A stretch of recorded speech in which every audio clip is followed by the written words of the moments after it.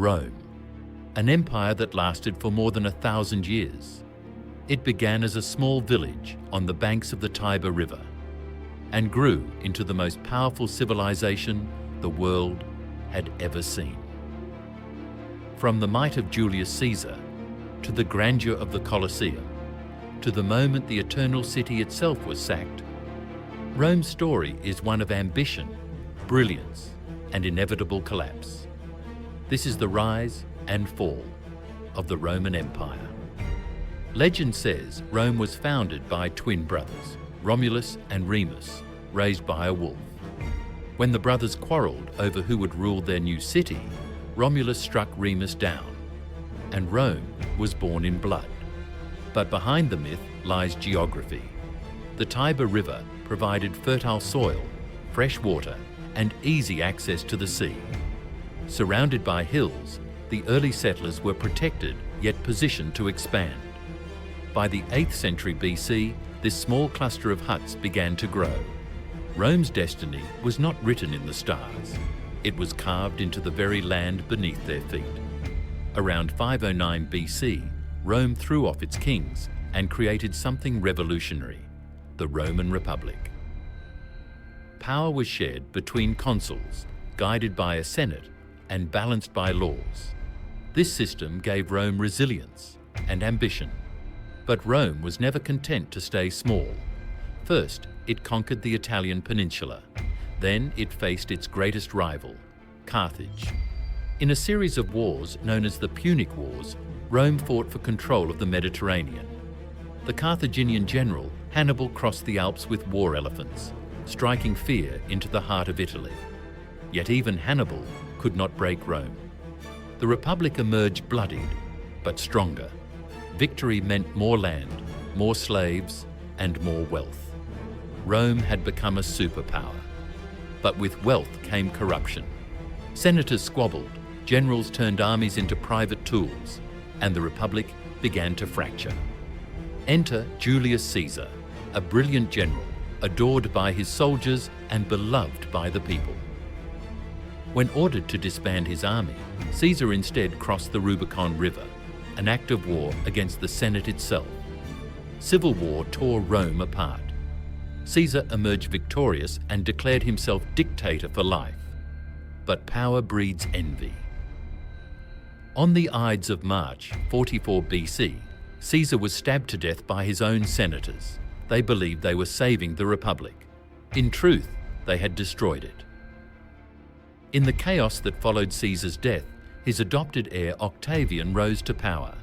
Brilliant, patient, and ruthless, Octavian crushed his rivals and declared a new order. He was given a new name, Augustus, and with him, the Roman Empire was born.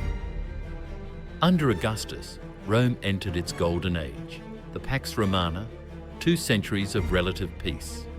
Roads connected distant provinces. Aqueducts carried water into bustling cities. Trade flourished from Britain to Egypt. The Colosseum roared with gladiatorial combat, while emperors projected their power in marble and stone. Rome was no longer just a city.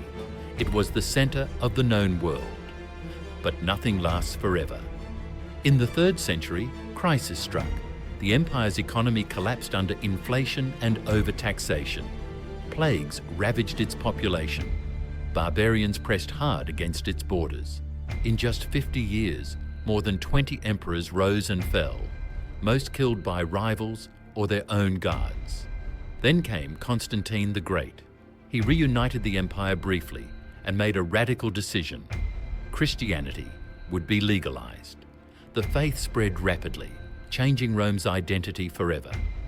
Constantine also moved the capital east, founding Constantinople.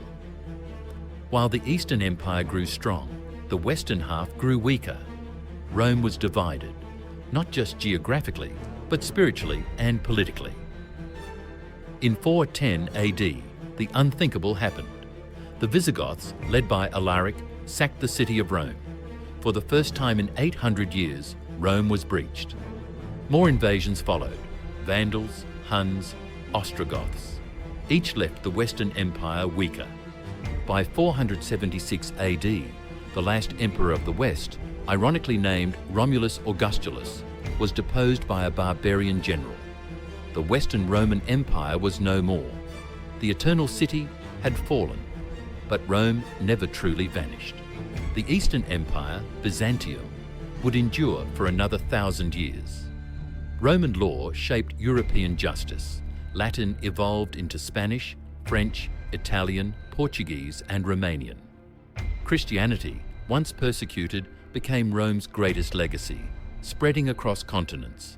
Even today, governments, architecture, and culture bear the mark of Rome. Rome fell. But in truth, it never died. Every empire that followed dreamed of being Rome, and in many ways, we are still living in its shadow. If you want to journey deeper into the stories of ancient civilizations, their rise, their glory, and their fall, make sure to like this video, subscribe to Empires of Old, and join us as we uncover the echoes of the past that still shape our world today.